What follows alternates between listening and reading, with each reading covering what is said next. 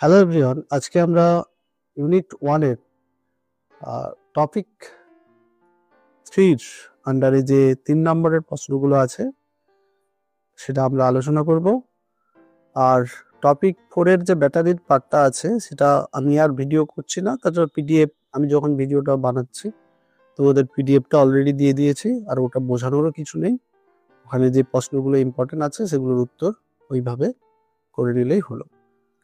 দেখো, এই পার্টের কিছু নিউমেরিক্যাল প্রবলেম পাবো যেগুলো আশা করি নাস সমীকরণের সঙ্গে অল্টারনেটিভ থাকবে। তো এই নিউমেরিক্যালগুলো একটু ছোট ছোট হয়, তো কেউ যদি বুঝে রাখো নাস সমীকরণ করতে অসুবিধা হয় তাহলে এই পার্টটাও অঙ্ক করতে পারো, আর প্রশ্নও এখান থেকে কিছু কমন পাবে তোমরা। তাছাড়া আমি একটা সাজেশান দিয়েছি তোমাদের, সেই সাজেশান বলতে যে আমি কোশ্চেনটা দিয়েছিলাম ওই কোশ্চেন 40 মার্কের কোশ্চেনটাই এবছরের সাজেশন। তো তার উত্তরের আমি একটা পিডিএফ করে দেব তোমাদের। যাই হোক, আমরা আজকে তাহলে এই পার্টটার অঙ্কগুলো আর কোশ্চেনগুলো দেখে নিই। দেখো, এখানে অনেক আছে, আমি সবগুলো কিছু বেছে বেছে করে দিয়েছি, তোমরা একটু দেখে নিও। যেমন ধরো কোলরাসের সূত্রটা লিখে দিয়েছি, সেটা করে নিও, এগুলো আর বলার কিছু নেই। এখানে দেখো NO2SO4 এইটা দেখো, এটা একটু একটা নির্দিষ্ট লবণের বলছে মোলার পরিবাহিতার সঙ্গে তুল্যাঙ্ক পরিবাহিতার সম্পর্ক। তো এটা কি করে করবো না, এখানে আমাদের জেড এর মান দরকার হয়, কারণ দেখবে যে মোলার পরিবাহিতা আমরা যে সম্পর্ক পেয়েছিলাম মোলার পরিবাহিতা সমান মোলার পরিবাহিতা বাই তুল্যাঙ্ক পরিবাহিতা সমান কি জেড।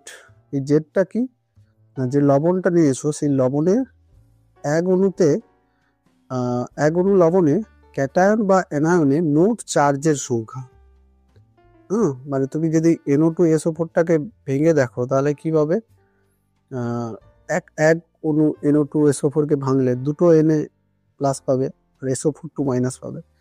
যদি ক্যাটায়নের তাহলে টোটাল চার্জ কত হচ্ছে এখানে, তাহলে দেখো একটা ক্যাটায়নের Na প্লাসের চার্জ প্লাস, তাহলে দুটোর জন্য তাহলে কত হচ্ছে 2 প্লাস। যদি অ্যানায়নও ধরি তাহলে পাবো 2 মাইনাস। তাহলে যাই হোক, একটা লবণের মধ্যে ক্যাটায়নের চার্জ অ্যানায়নের চার্জ তো সমান হবেই, যেন বলছে ক্যাটায়ন বা অ্যানায়নের চার্জ, তাহলে এখানে চার্জের মান কত 2। তাহলে সেই অনুযায়ী দেখো, তাহলে আমরা সম্পর্কটা পাচ্ছি এখান থেকে জেড ল্যামডা, মানে ল্যামডা এম সমান অর্থাৎ মোলার পরিবাহিতা সমান জেড ইন্টু তুল্যাঙ্ক পরিবাহিতা, এখানে জেড এর মান 2, তাহলে আমরা এই সম্পর্কটা পাচ্ছি। দেখো, এইখানে কোলরাসের সূত্র দিয়ে অঙ্ক, এটাও একবার ইজি ব্যাপার, যে তোমাকে এইটার মান দিয়ে দিয়েছে এই দুটো লবণের অসীম লঘুতায় মোলার পরিবাহিতার বিয়োগফল, সোডিয়াম ক্লোরাইডের অসীম লঘুতায় মোলার পরিবাহিতা, আর এটা দিচ্ছে সোডিয়াম নাইট্রেটের মোলার পরিবাহিতা অসীম লঘুতায় মোলার পরিবাহিতা, তার মানটা দিয়ে দিচ্ছে। তাই তোমাকে আরো দুটো লবণ দিয়েছে, তাদের মান কত হবে জিজ্ঞাসা করছে। দেখো, কিছু না, আমি যেটা দেওয়া আছে সেটাকে লিখেছি। এবারে তুমি জানো যে লবণের অ্যানায়ন ক্যাটায়ন অ্যানায়ন গুলোর যোগফল এটা হয়ে যায়, তাহলে এইটা সমান কি, এই যে ধরো আমাকে দিয়েছে কি মোলার পরিবাহিতা, কার দিয়েছে মোলার পরিবাহিতা অসীম লঘুতায় মোলার পরিবাহিতা দিয়েছে NaCl।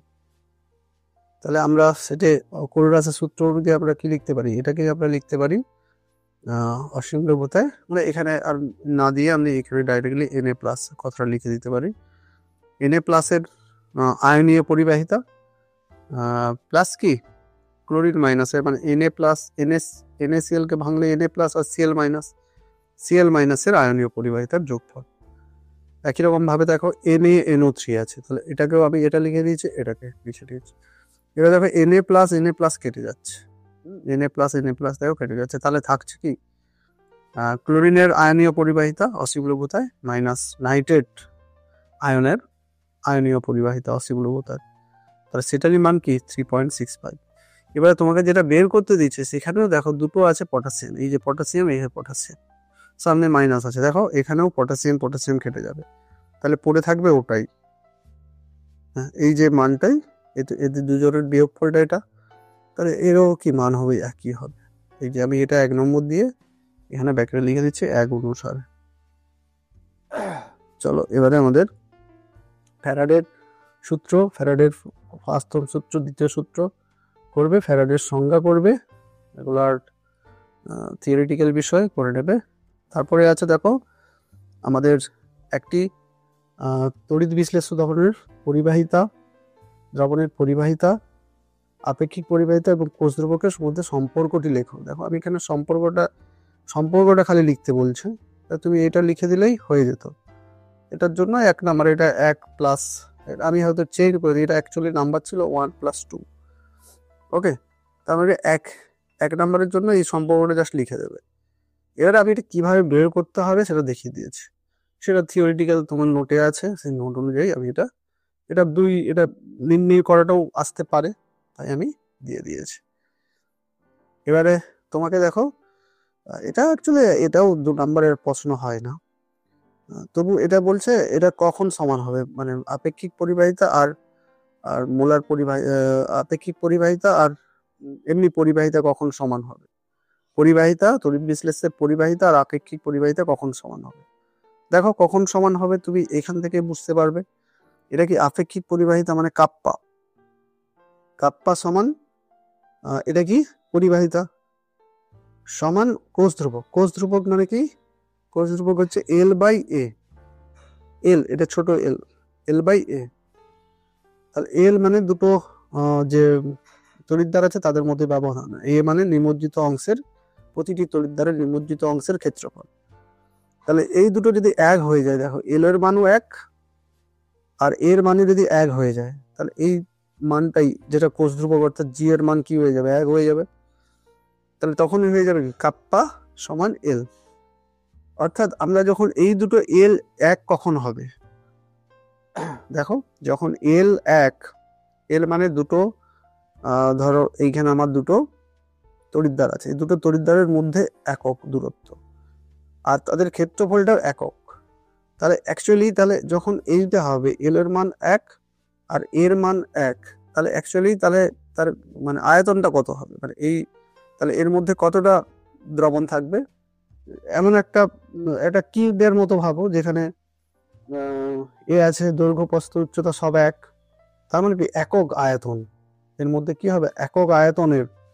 তাই আমি যদি ভাষায় বলি যে একক আয়তনের দ্রবণের ক্ষেত্রে, যদি একক আয়তনের দ্রবণ মানে সেখানে কোষ ধ্রুবকের মান কত হবে 1, তা তখনই কি হবে আপেক্ষিক পরিবাহিতা আর মোলার পরিবাহিতা, আপেক্ষিক পরিবাহিতা আর পরিবাহিতা, অর্থাৎ এখানে ব্র্যাকেটে এল লিখে দাও, এল কি হবে সমান হবে, ওকে, যেহেতু L/A বা সমান G সমান 1। তাহলে এইভাবে আমাদের একই রকম ভাবে দেখো আপেক্ষিক পরিবাহিতা তুল্যাঙ্ক পরিবাহিতার মধ্যে সম্পর্কটা লিখতে বলছে, এখানেও সম্পর্কটা লিখতে বলছে। তা তুমি পারলে আমি এখানে কাকে বলে মানে একবার কিভাবে বের করতে হবে সেটাও দেখিয়ে দিয়েছি, তো সেটাও একটু করে যেও, যদি কিছু না ডেফিনেশন গুলো থেকে আসছে, আমি আর ডিটেলসে যাচ্ছি না। মোটামুটি আমাদের তুল্যাঙ্ক পরিবাহিতা সমান কাপ্পা ইন্টু 1000/n, এন মানে নর্মালিটি। তুল্যাঙ্ক পরিবাহিতা সমান, কেউ কোথাও এখানে কি কিউ লিখতে পারে, ইকুইভ্যালেন্ট ওয়েট সমান, এটা হচ্ছে কি, এটা আমাদের কাপ্পা অর্থাৎ আপেক্ষিক পরিবাহিতা।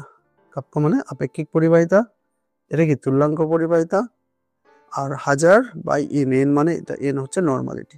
তা তুমি যখন সম্পর্ক বলবে অবশ্যই কোনটা কি বোঝাচ্ছে সেটা তোমাকে কিন্তু লিখে দিতে হবে, তবেই 1 নাম্বার পাবে। ওকে, এটা কিন্তু খুব সিরিয়াস ব্যাপার, তুমি সম্পর্কটা লিখে চলে এলে তুমি একবারে আমাদের নির্দেশই থাকে যে বলতে হবে সমীকরণের মধ্যে কোনটা কি সেটা যেন বলা থাকে, নাহলে হাফ নাম্বার কাটতে হবে। তাহলে দেখো এরপরের এরকম বিষয় যে তোমাকে বলছে প্রদত্ত দ্রবণের কিছু গাঢ়ত্ব দিয়ে দিচ্ছে, দ্রবণের গাঢ়ত্ব, তাহলে তার পরিবাহিতা, আপেক্ষিক পরিবাহিতা কার বেশি হবে, মানে আপেক্ষিক পরিবাহিতার ক্রম অনুসারে সারাতে বলছে, আপেক্ষিক পরিবাহিতার ক্রম। তাহলে আমি কি জানি যে যদি গাঢ়ত্ব বেশি হয় আপেক্ষিক পরিবাহিতা অর্থাৎ কাপ্পাও বেশি হবে, গাঢ়ত্ব বেশি হলে, কনসেন্ট্রেশন বেশি হলে কাপ্পাও বেশি হবে, কারণ কনসেন্ট্রেশন বেশি হলে মোলার পরিবাহিতা কম হবে। কারণ দেখো আমি মোলার পরিবাহিতা বা তুল্যাঙ্ক পরিবাহিতা যাই বলো সেটার সঙ্গে কি দেখো এটা কি আছে, নিচে আছে, মোলারিটি বা নর্মালিটিটা নিচে আছে। মোলারিটিটা কি গাঢ়ত্ব, নর্মালিটিটাও কি গাঢ়ত্ব, গাঢ়ত্ব টার্মটা কি নিচে আছে, তাহলে এর সঙ্গে গাঢ়ত্বের কি ব্যস্তানুপাতিক সম্পর্ক। কিন্তু আপেক্ষিক পরিবাহিতা বা পরিবাহিতা তাদের কিন্তু সমানুপাতিক সম্পর্ক। ওকে, তাহলে যার বেশি তাহলে এখানে কার বেশি, 0.5 দেখো 0.5, তারপরে 0.1, তারপরে 0.05, তারপরে 0.01 সাজানোই আছে, প্রায় পরপর সাজানো আছে। হ্যাঁ, জাস্ট এরপরে দেখো একটা নিউমেরিক্যাল প্রবলেম ছিল এই পাঁচের মধ্যে আমাদের অথবা দিয়ে একটা 5-এর দাগের দুটো নিউমেরিক্যাল ছিল, একটা অনুরূপ এটা। তো এখানে কি প্রশ্নটা আছে, যে 298 কে উষ্ণতায় অসীম লঘুতায় অ্যামোনিয়া হাইড্রোক্সাইডের মোলার পরিবাহিতাটা দেওয়া আছে। একবারে সিম্পল, এই টাইপের আপনার অঙ্ক এবছর আসতে পারে, ইম্পর্টেন্ট। কিন্তু অঙ্কগুলো একবারে সহজ, শুধু যোগ বিয়োগ মিলিয়ে দিলেই হয়ে যাবে। অসীম লঘুতায় তোমাকে কার অ্যামোনিয়াম হাইড্রোক্সাইডের নির্ণয় করতে হবে। অ্যামোনিয়াম হাইড্রোক্সাইডের অ্যামোনিয়াম NH4OH সংকেত অবশ্যই জানতে হবে, এইটা তোমাকে নির্ণয় করতে হয়। তো তার জন্য এটা কি আমরা দেখবো যে কোলবাসের সূত্রের অ্যাপ্লিকেশন কি, যে এগুলো কি, এটা হচ্ছে মৃদু তড়িৎ বিশ্লেষ্য পদার্থ। মৃদু তড়িৎ বিশ্লেষ্য পদার্থের পরিবাহিতা নির্ণয়ের জন্য কাজে লাগে। ওকে, দেখো এটা নির্ণয় করতে হবে, তার জন্য কিছু তীব্র তড়িৎ বিশ্লেষ্য পদার্থ যেমন NaCl, NaOH, অ্যামোনিয়াম ক্লোরাইড, এই তিনটে যে তীব্র তড়িৎ বিশ্লেষ্য পদার্থ তাদের মোলার পরিবাহিতাটা বলে দিয়েছে। তাহলে কিছু লবণের মোলার পরিবাহিতা বলে দিয়ে, যে লবণগুলো কিনা তীব্র তড়িৎ বিশ্লেষ্য পদার্থ তাদের মোলার পরিবাহিতা বলে দিয়েছে, সেই মোলার পরিবাহিতা দিয়ে আমাকে আর একটা মৃদু তড়িৎ বিশ্লেষ্য পদার্থের মোলার পরিবাহিতাটা আমাকে বের করতে হবে। সিম্পল অঙ্ক। দেখো এটা আমরা আগেও যখন ক্লাস করেছিলাম সেখানেও করেছিলাম। তাহলে আমাকে অ্যামোনিয়াম ক্লোরাইডের দেওয়া আছে, সোডিয়াম ক্লোরাইডের দেওয়া আছে, সোডিয়াম হাইড্রোক্সাইডের দেওয়া আছে। তাহলে আমাকে কোলবাসের সূত্র অনুযায়ী এইটা বের করতে হবে। তাহলে এইটা সমান আমরা লিখতে পারি, এইটা বের করতে হবে, এইটা কত, তাহলে এইটা সমান আমরা লিখে নিতে পারি Mn4+ আর OH-। ওকে, এবারে দেখো এই যে অ্যামোনিয়াম ক্লোরাইডটা, অ্যামোনিয়ামটা এই যে দেওয়া যেগুলো আছে তার মধ্যে কোথায় আছে অ্যামোনিয়াম, দেখো এইটার মধ্যে অ্যামোনিয়াম আছে। তাই এটার সঙ্গে আমি এইখানে পাশেই ক্লোরিনটাও লিখে নেব, মানে একে ভাঙলে কি হবে, একে ভাঙলে আমাদের এই অ্যামোনিয়াম প্লাস আর অসীম লঘুতায় Cl- দাঁড়াবে, তাই না? তাহলে আমি এই ক্লোরিনটাকে এখানে অ্যাড করে নিচ্ছি। তাহলে আমার তো কিন্তু ক্লোরিন লাগবে না, আমার এই দুটো লাগবে। ক্লোরিনটা অ্যাড করলেও পরে এমনভাবে লিখবো ক্লোরিনটা কেটে যাবে। দেখো তারপরে কি আছে, OH-। তাহলে OH- আমি লিখে নেব। মানে দেখো এইখানে আমি এটাকে একটু এভাবে করছে, আমি একটু যদি করতাম, আমি এটাকে আগে লিখতাম, অর্থাৎ এই টার্মটাকে একটু আগে লেখো। আচ্ছা আমি আসছি, দেখো আমি এখানে বলছি, ঠিক আছে ওটা, কিন্তু ওটা একটু বুঝতে হয়তো অসুবিধা হবে। তাহলে আমাকে বের করতে দিয়েছে অ্যামোনিয়াম হাইড্রোক্সাইডের, আমাকে অসীম লঘুতায় মোলার পরিবাহিতাটা বের করতে দিয়েছে। তাহলে এইটার সমান কি, NH4+ আর NaO, এটাকে আমি ছোট ল্যামডা দিলে ঠিক হবে, ছোট ল্যামডা OH-। ওকে, এবারে দেখো আমার অ্যামোনিয়ামটা তো কোথা থেকে পাবো, যেগুলো দেয়া আছে সেখানে অ্যামোনিয়াম ক্লোরাইড বলে একটা লবণ আছে। তাহলে অ্যামোনিয়াম ক্লোরাইড এখানে লেখার জন্য আমি এখানে ক্লোরিন মাইনাসটা অ্যাড করে দিচ্ছি। ওকে, প্লাস দেখো এখানে কি আছে, OH- আছে। এবারে তুমি আসো OH- জন্য দেখবে NaOH এরও কিন্তু মোলার গাঢ়ত্বটা দিয়ে দিচ্ছে। তাহলে আমি এখানে OH- আগে আমি কি করব, এই যে Na+ আর OH- লিখে নিচ্ছি। দেখো আমার এসে গেছে, মানে আমার যে এটা বের করানোর জন্য এটা আর এটা লাগবে, তাহলে এটা দেখো এটা আছে আর এখানে এটা আছে, শুধু এক্সট্রা এই দুটো লেখা হয়ে গেছে, এইটা ক্লোরিন মাইনাস এইটা। এ দুটো কিন্তু আমাদের লাগবে না। তাই আমি কি করব, এই দুটো কাটার জন্য আমাদের আরো একটা লবণের মোলার গারত্ব দেওয়া আছে অশীবলুপ্ততে, সেটা হচ্ছে সোডিয়াম ক্লোরাইড। তাহলে আমি এখানে সোডিয়াম ক্লোরাইডকে ভাঙলে মানে তার ক্লোরাসের সূত্র অ্যাপ্লাই করলে কি হবে, এটা হচ্ছে, এটা নট হবে, নট সোডিয়াম প্লাস, এটা হচ্ছে ল্যামডা নট ক্লোরিন মাইনাস। ওকে, তাহলে দেখো তুমি একটু দেখো, তাহলে আমাদের যে এই যে দুটো লেখা ছিল, আমরা যদি এই প্লাস গুলো এবারে সবগুলোকে যোগ করে দিই, এই মাইনাসটা এখানে লিখে দিই, তাহলে মাইনাস সোডিয়াম প্লাস, আর এইটা প্লাস মাইনাস এটাও মাইনাস হয়ে যাবে। আর দেখুন তখন তাহলে কি এই ক্লোরিন আর এই ক্লোরিন কেটে যাবে, এই সোডিয়াম কেটে যাবে, তাহলে আমার দরকার যেটা সে দুটোই পেয়ে যাবো। এভাবে লেখার ফলে যে লবণগুলো দিয়েছে সেগুলোকে আমি এবারে কাজে লাগাতে পারবো। তার মানে কি এই লাইনটা মানে কি, এই লাইনটা সমানই এই লাইনটা, এই দুটো তো আছেই এখানে আর এখানে আছে, বাকি যে এক্সট্রাগুলো এমন ভাবে লিখেছি আবার সেটা মাইনাস করে, সেই দেখতে গেলে মানে এই দুটোকে ভেঙে আমি এইভাবে করে লিখেছি। এইভাবে লিখতে গিয়ে দেখা যাচ্ছে আমার এবারে এসে যাচ্ছে, দেখো অ্যামোনিয়াম ক্লোরাইড, এই দুটো মিলে কি হচ্ছে, অ্যামোনিয়াম ক্লোরাইড প্লাস এই দুটো মিলে কি হচ্ছে, NaCl, এই দুটো মিলে কি হচ্ছে, NaOH, এই দুটো মিলে কি হচ্ছে, NaOH মাইনাস এই দুটো মিলে কি হচ্ছে, NaCl। এবারে দেখো তুমি ঘুরে যাও, এদের মানগুলো এর মান একটা দেওয়া আছে, এর মান একটা দেওয়া আছে, আর এর মান দেওয়া আছে, এই মানগুলো বসিয়ে দিলে কি এটাই এসে যাবে, এটার মান এসে যাবে, হবে। এটার একটা মান দেওয়া আছে প্লাস, এটার মান দেওয়া আছে মাইনাস এটা। দেখো এবার আমি যাচ্ছি, এখানে কি করছে, ওই আগে এই NaClটাকে মাইনাস করছে, মানে তাহলে তো একই হলো, এটা প্লাস এটা মাইনাস এটা। দেখো তাহলে আমাদের যোগ বিয়োগ করে হয়ে যাচ্ছে, মানে অনুরূপ অঙ্কটা, সেটাও কিন্তু একই রকমই আর করাচ্ছি না, সেটা খালি অ্যাসিটিক অ্যাসিড দিয়েছে, তোমরা চেষ্টা করবে, না বুঝতে পারলে বলবে। যে ওই মোলার পরিবাহিতা নির্ণয়ের যে আমাদের সূত্রটা, সেটা আমাকে কি বলে দিয়েছে, দেখো এই অঙ্কগুলো বললাম না, একেবারে তুমি যদি সূত্র কয়েকটা মনে রাখো, পুরো সূত্রে বসিয়ে দিয়ে অঙ্কটা এসে যাবে।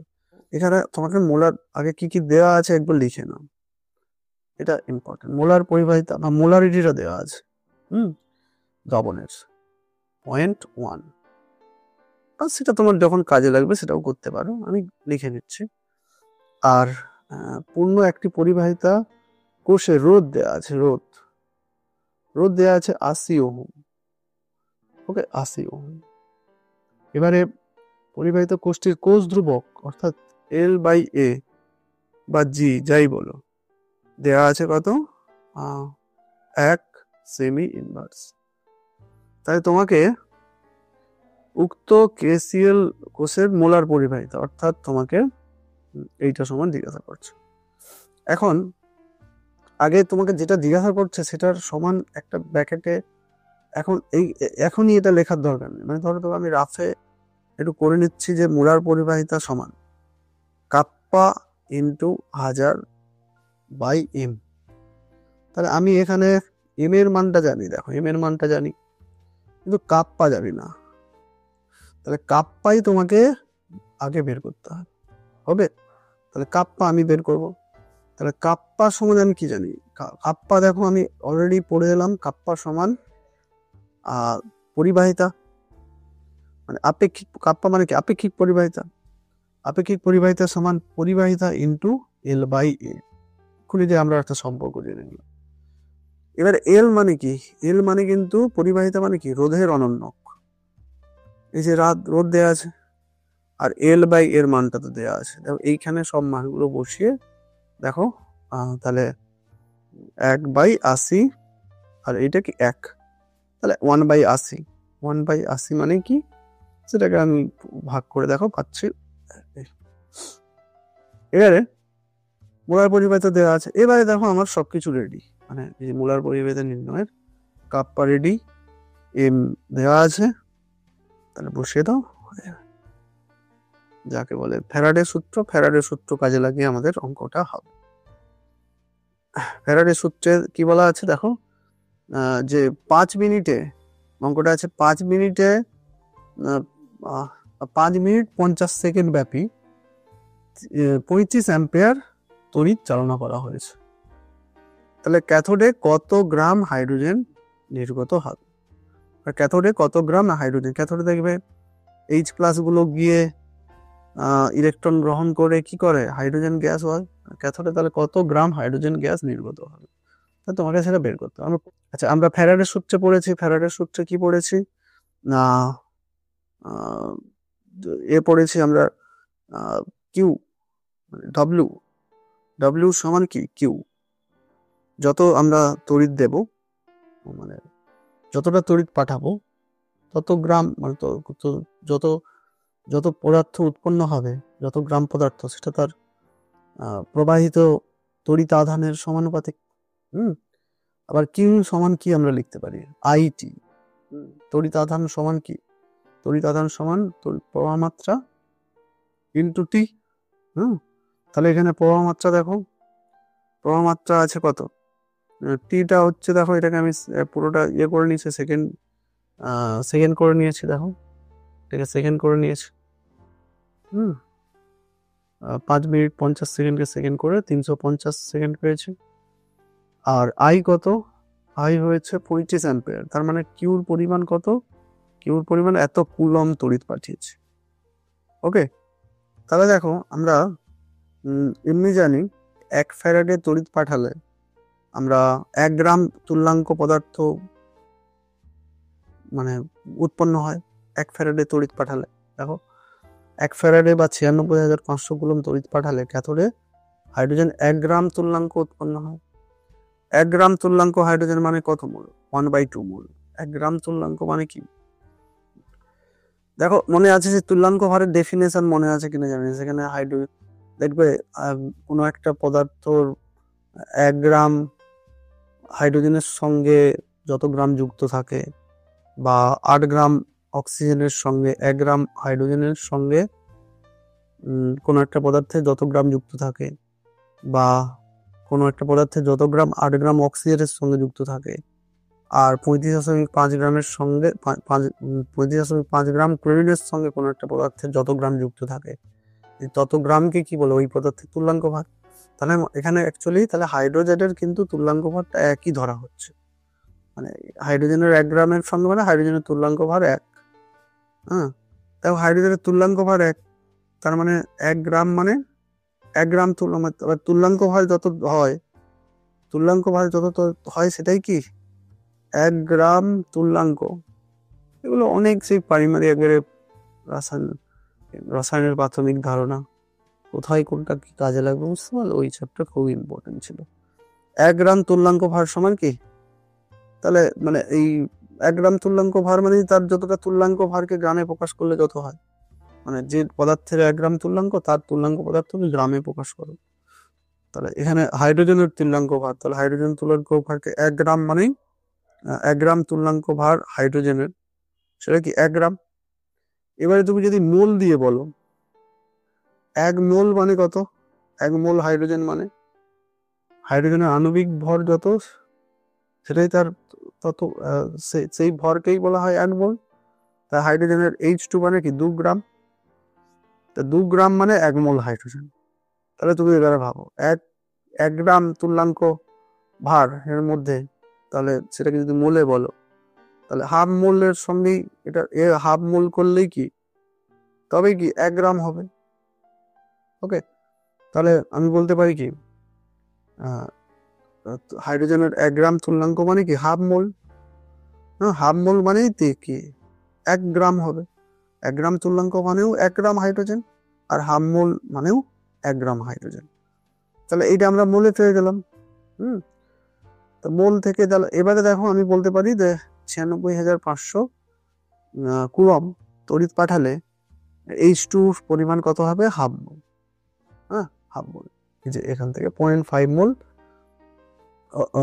সরি হাফ মোল অর্থাৎ 0.5 মোল। ওকে, এবারে দেখো আমার তড়িৎ পাঠিয়েছি কত, এবারে উইকিং নিয়মে জাস্ট করে দাও যে এত কুলম পাঠালে এত মোল হবে, তাহলে 12,250 কুলম তড়িৎ পাঠালে কত হবে, এত মোল উৎপন্ন হবে। এবারে বুঝতে পারছো, দেখো আমরা বলছি 1 মোল সমান কি 2 গ্রাম, তাহলে এত মোলকে 2 দিয়ে গুণ করে দাও, গ্রামে পেয়ে যাবে। ওকে, বাস এইভাবে আমি করব।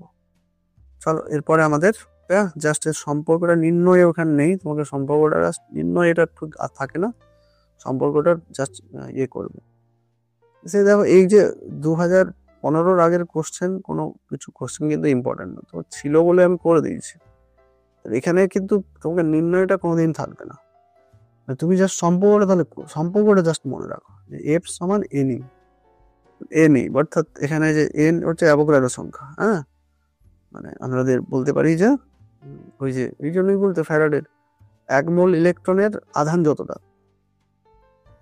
একটা ইলেকট্রনের আধান কত, একটা ইলেকট্রনের আধান 1.6 ইন্টু 10⁻⁻19 কুলম্ব। তাহলে 1 মোলের কত, 1 মোল অর্থাৎ অ্যাভোগাড্রো সংখ্যা, এনএ সংখ্যক ইলেকট্রনকে, তাহলে এইটা ইন্টু এনএ, অর্থাৎ এনএ মানে কি 6 পয়েন্ট, অ্যাভোগাড্রো সংখ্যার নাম মানটা কি 6.022 ইন্টু 10⁻23 ইন্টু আগের আমরা টপিকে এটা করেছি, সেটাই কি ফ্যারাডে হয়ে যাবে।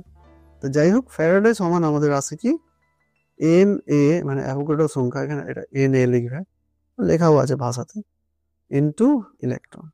মানে এই মুদ্রা কথা এই দাঁড়ালো যে 1 মোল ইলেকট্রনের চার্জকেই 1 ফ্যারাডে বলে। বাস এটাই জাস্ট করে নেবে। আর এই সূত্র দিয়েও কিন্তু এবছর অঙ্ক আছে, এখানে সূত্রটাই তোমাকে প্রতিষ্ঠা করতে বলছে। কিভাবে প্রতিষ্ঠা করছি দেখো, প্রথম সূত্র দ্বিতীয় সূত্রকে যোগ করে এখানে 1/f হচ্ছে এখানে সমানুপাতিক ধ্রুবক, এফ এর মান মানে ফ্যারাডে করে আমরা এই যে পেয়ে গেলাম, তাহলে পেয়ে গেলাম ডাব্লিউ সমান ই ইন্টু কিউ বাই টি। এবার এটাকে আরো একটু মডারেট করে আমরা পাচ্ছি কিউ সমান কি আইটি, এক্ষুনি পেলাম, তাহলে ই আইটি, কিউ সমান আইটি বাই, সরি এটা কি ফ্যারাডে ছিল, ফ্যারাডে বাই কি ফ্যারাডে। তাহলে এই সূত্র দিয়েও কিন্তু অঙ্ক আসতে পারে, ডাব্লিউ সমান ই আইটি বাই ইউ। ওকে, এই অঙ্কও আমাদের কোলরাস প্লাস আমাদের যে মোলারিটি বের করার, মানে তোমাকে কি করছে এখানে, তোকে এই মোলারিটিটা দিয়ে দিচ্ছে, মোলারিটি সিট্রিক অ্যাসিডের আপেক্ষিক পরিবাহিতা বলে দিচ্ছে, মানে কাপ্পার মানটা বলে দিয়েছে আপেক্ষিক পরিবাহিতা। তাহলে দ্রবণটার মোলার পরিবাহিতা কত এবং অ্যাসিডিক অ্যাসিডের বিয়োজন মাত্রা কত, দুটো আলফা, বিয়োজন মাত্রা মানে আলফা বের করতে দিচ্ছে। তার জন্য তোমাকে এইচ প্লাসের আয়নীয় কারত্ব, এইচ প্লাস আয়নের আয়নীয় পরিবাহিতা অসীম লঘুতায় দিয়ে দিয়েছে, আর অ্যাসিটেট এর আয়নীয় পরিবাহিতা দিয়ে দিচ্ছে। এবারে অ্যাকচুয়ালি তাহলে তোমার তো এখানে কিটা লাগবে, এই যে আমার আপেক্ষিক পরিবাহিতাটা তো আমি জানি, এই যে বলে দিচ্ছে আপেক্ষিক পরিবাহিতাটা এইটা। এবারে তোমার এই যে অসীম, মানে এটা হচ্ছে আমাদের এখানে লাগবে না, এই যে বিয়োজন মাত্রা নির্ণয়ের কাজে লাগবে। তাই আমি অ্যাসিডিক অ্যাসিডের অসীম লঘুতায় পরিবাহিতা কোলরাসের সূত্র অনুযায়ী কি সমান, মোলার পরিবাহিতা সমান তাদের আয়নীয় পরিবাহিতার যোগফল, তাহলে সে যোগ করে এটা আমি বের করে নিচ্ছি। এবারে এইটা আমার কোথায় কাজে লাগবে, এটা পরে কাজে লাগবে, কিন্তু এখানে আমাদের প্রথমে কি করতে বলছে, মোলার পরিবাহিতাটা বের করতে বলছে। মোলার পরিবাহিতা সমান kappa into 1000/m, kappa into 1000/m। তাহলে দেখো কাপ্পার মান দেওয়া আছে, এম এর মান, সব মানগুলো দেওয়া আছে, মান বেরিয়ে গেল। এবারে দেখো এইটাই আমাদের মনে রাখতে হবে যে বিয়োজন মাত্রা সমান কোনো একটা মোলার পরিবাহিতা এবং অসীম, এটা কি অসীম লঘুতায় মোলার পরিবাহিতা, এই যে এইটা মানে একটা এই মোলার পরিবাহিতাটা কত হলো, এটা হচ্ছে অসীম লঘুতায় নয়, এটা নির্দিষ্ট গাঢ়ত্বে, মানে এই গাঢ়ত্বে মোলার পরিবাহিতা কত, এইটা যেটা বেরোলো, আর অসীম লঘুতায় মোলার পরিবাহিতার কত বেরিয়েছে, এইটা। এই দুটো অনুপাতকে কি বলা হচ্ছে, বিয়োজন মাত্রা। এইটা কিন্তু খুব ইম্পর্টেন্ট একটা ফর্মুলা, বিয়োজন মাত্রা সমান মোলার পরিবাহিতা নির্দিষ্ট গাঢ়ত্বে মোলার পরিবাহিতা বাই অসীম লঘুতায় পরিবাহিতা। এই করে আমরা এটাকে যদি পার্সেন্টেজ করতে চাই, এটা এরকমই আসবে। এবার যদি পার্সেন্টেজ করতে চাই, তাকে 100 দিয়ে গুণ করে আমি পার্সেন্টেজেও বলতে পারি। তো তোমরা এখানে এই উত্তরটা রাখলেও চলবে। শতকরা শতকরা কি চাইছে? হ্যাঁ, শতকরা চাইনি, শুধু বিয়োজন মাত্রা বলতেছে, না ওইখানেও রেখে দিলে হয়। রেখে দিবে শতকরা বিয়োজন মাত্রা কত, তখন এটা গুণ করবে, 100 দিয়ে গুণ করবে, এখানে অ্যান্সার রাখলেও চলতো। চলো, এটাও অনুরূপ প্রশ্ন আমি করছি না। এবারে দেখো, এটাও দেখো 11 4-এর মতো, 12টা 3-এর 1-এর মতো করে নেবে, এগুলো আর করছি না। 2-এর পার্টটা একটু করে দিচ্ছে। 2-এর পার্টটা কি বলছে না, তোমাকে পরিবাহিতাটা দেওয়া আছে, কোষের পরিবাহিতাটা দেওয়া আছে, আপেক্ষিক পরিবাহিতাটা দেওয়া আছে, কাপ্পা দেওয়া আছে, আর কোষ ধ্রুবকের মান বের করতে বলছে। একবারে সহজ, কারণ কোষ ধ্রুবকের মান মানে কি, কোষ ধ্রুবক L/A সমান কি, কাপ্পা বাই এল মানগুলো বসিয়ে করো। আর কোষ ধ্রুবকের একক কি, মিটার ইনভার্স, এখানে মিটার দিয়ে আছে বলে মিটার ইনভার্স লিখেছে, আর সিজিএস হলে সেমি ইনভার্স। ওকে, এবারে আমাদের এটা দেখো, এটা হচ্ছে আমাকে বোলার পরিবাহিতা নির্ণয় করতে বলেছে। তার মানে কি কি দিয়েছে এখানে, কোষের মধ্যে দূরত্ব দিয়ে দিয়েছে, প্লাটিনাম দুটো তড়িৎদ্বারের মধ্যে দূরত্ব L সমান 2 সেমি, তড়িৎদ্বারের প্রস্থচ্ছেদ দিয়ে দিয়েছে A সমান 4 সেমি স্কোয়ার। তাহলে কোষের মোলার পরিবাহিতা, উক্ত কোষটিকে একটি এত মোলার দ্রবণের মধ্যে, হ্যাঁ মোলারিটি দিয়ে দিচ্ছে, মোলার পরিবাহিতা নির্ণয় করে যে মোলারিটি সেটা তোমাকে দিয়ে দিচ্ছে, এবং কোষটা রোধ দিয়ে দিচ্ছে 25। তাহলে দ্রবণটার মোলার পরিবাহিতা নির্ণয় করো। এরকম একটা আমাদের পরীক্ষায় কোশ্চেন দিয়েছিল আমাদের মক টেস্টে। তাহলে দেখো সেখানে আমাদের এই যে মোলার পরিবাহিতা নির্ণয় করতে হবে, তার জন্য আমি একবারে এখানে আমি তার আগে আমি ওটা তো জানি মোলার পরিবাহিতার সমীকরণ, আমরা এটা জানি, মোলার পরিবাহিতা সমান কাপ্পা ইন্টু, এর কাপ্পাটা নেই আর কি, সেই জন্য তোমাকে কাপ্পা ইন্টু 1000/m, ওই কাপ্পাটাই তোমাকে একটু কষ্ট সৃষ্টি করে বের করতে হবে। কাপ্পা সমান আমরা কি জানি, কাপ্পা সমান L ইন্টু L/A। এবার এলটা তো ডাইরেক্টলি দেওয়া নেই, এল দেওয়া আছে 1/r, এল মানে রোধ দেওয়া আছে, তার 1/r করলে এল পেয়ে যাবো। আর এল এর মান, ছোট এল এর মান অর্থাৎ দূরত্ব দেওয়া আছে 2, এটা আছে 4। তাহলে কি হচ্ছে দেখো, এই যে কাপ্পাটা সমান L/A, দেখো এই সব মান বসিয়ে আমি এই কাপ্পা পেয়ে যাবো, বাস কাপ্পা পেয়ে গেলাম, এবারে হয়ে গেল ওই আগের মতনই অঙ্ক, জাস্ট কাপ্পাটা তোমাকে এই খালি এই দেখো একই এই টাইপটা আসছে আর কি, কাপ্পা সমান L ইন্টু L/A, এইটা কাপ্পাটা আগে বের করে নিতে হচ্ছে। আবার L সমান কি 1/r L/A, হ্যাঁ মানে কাপ্পা সমান অর্থাৎ আপেক্ষিক পরিবাহিতা সমান শুধু পরিবাহিতা ইন্টু কোষ ধ্রুবক। ওকে, তাহলে এই সমীকরণ, এই সম্পর্কটা কিন্তু মাথায় রাখবে। চলো আমাদের এই 14টাও দেখো 5-এর মতো, তাই আমি আর করে নিই। 15 অঙ্কটা কি আছে, 15 অঙ্কটায় তোমাকে এটাই, এখানে একই ব্যাপার, তোমাকে একই অঙ্ক, এখানে শুধু খালি তুল্যাঙ্ক পরিবাহিতা বের করতে দিয়েছে। তুল্যাঙ্ক পরিবাহিতা বের করতে দিলে তাহলে তোমাকে কি লাগবে, তুল্যাঙ্ক পরিবাহিতা সমান ইকুইভ্যালেন্ট কন্ডাক্ট্যান্স সমান, তাহলে কি হচ্ছে কাপ্পা, এখানেও কাপ্পা ইন্টু 1000/নর্মালিটি। দেখো এখানে প্রথমত মোলারিটি দেওয়া আছে, সেকেন্ডলি তোমাকে কোষ ধ্রুবকের মানটা দেওয়া আছে, কিন্তু কাপ্পাটা দেওয়া নেই। তাহলে একই রকম দেখো, আমি কাপ্পা সমান আর কি দেওয়া আছে তোমাকে, কোষটিকে ওহম, হ্যাঁ রোধ দেওয়া আছে, তবে একই দেখো এক্ষুনি যা করে এলাম। তবে কাপ্পা সমান 1/r L/A, L/A মানে জি, আমরা একবারে এখানে জি ধরে করে দিয়েছি। তাহলে করো সব 1/r এর মান, এটা হচ্ছে 1500, আর L/A কত হচ্ছে, এটাই একবারে দিয়ে দিচ্ছে 0.228। তাহলে এইটা করে আমি এটা পাচ্ছি। এবারে দেখো তোমাকে তো মোলারিটি দেওয়া আছে, নর্মালিটি তো আমার তো এন দরকার। দেখো KCl এর ক্ষেত্রে আমরা পেয়েছিলাম না যে, আমরা পেয়েছিলাম মোলার পরিবাহিতা সমান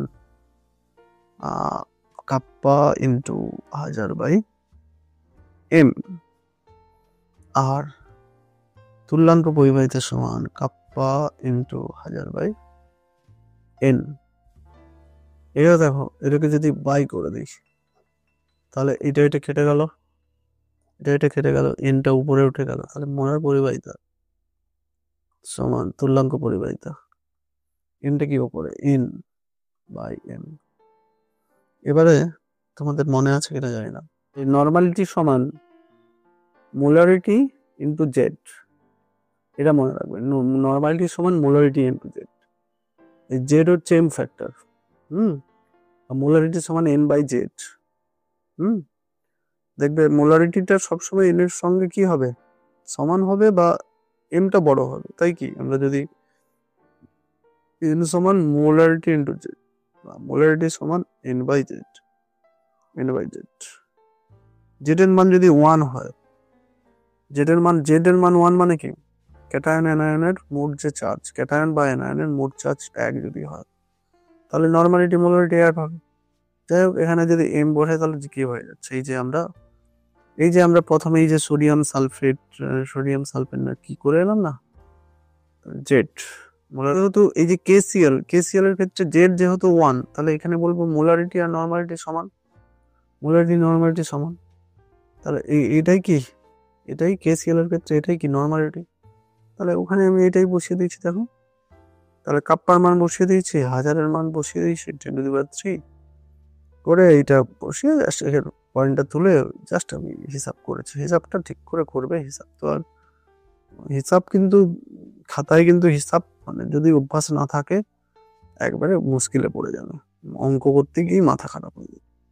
বারবার বলছি, খাতার অঙ্ক, এই দুটো চ্যাপ্টারের অঙ্ক একবারে প্র্যাকটিস, এই খালি পিডিএফ নিয়ে রেখে দিচ্ছ তাতে কিন্তু কিছু কাজ হবে না।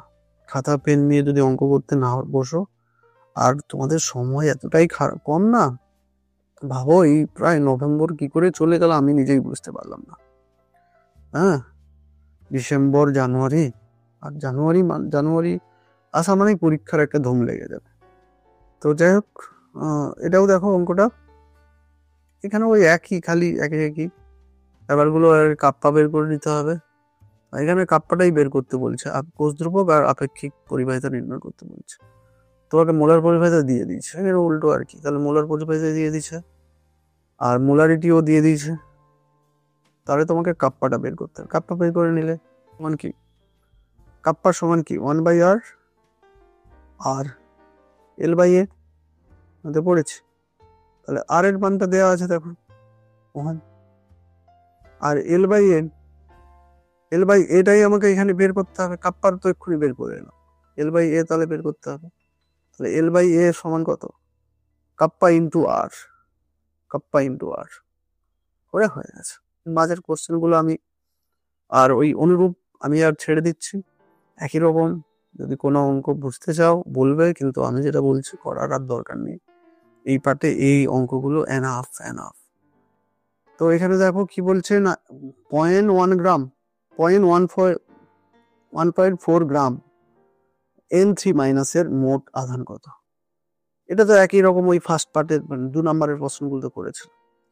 তাহলে আগে তোমাকে এখানে 1 মোল N3 আধান কত, 0.3 ফ্যারাডে, তাই না? তাহলে অ্যাকচুয়ালি তোমাকে কি করতে হবে বলতো, আগে তোমাকে এই যে মোল বের করতে হবে। 1 মোলের আধান কত, 1 মোল N3 আধান, 1 মোল তার মধ্যে কত আছে, 3টে চার্জ আছে মানে 3 ফ্যারাডে। এবার তোমাকে কিন্তু গ্রাম দিয়ে দিই বলছে, 1.4 গ্রাম কিছু না। তাহলে তুমি 1.4 গ্রামকে মোল করো। মোল সমান কত, মোলের সূত্র জানো, মোল সমান পদার্থ ভর বাই আণবিক ভর।